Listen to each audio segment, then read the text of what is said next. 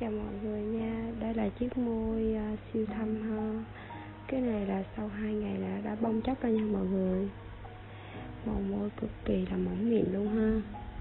Bong một lớp bong rất là mỏng ha. Một lớp màu rất là mỏng và môi lên màu rất là đều ha. Mọi người cùng theo dõi nha. Chiếc môi rất là xinh luôn. Môi này là sau khi bong là đã lên màu như vậy rồi. Bông nó rất là mỏng mịn nha mọi người. Cảm ơn mọi người đã theo dõi bên mình ha. Màu môi rất là trong luôn ha. Bạn nào muốn làm hay muốn tìm hiểu thêm thì EB nhắn tin đặt lịch mình ha.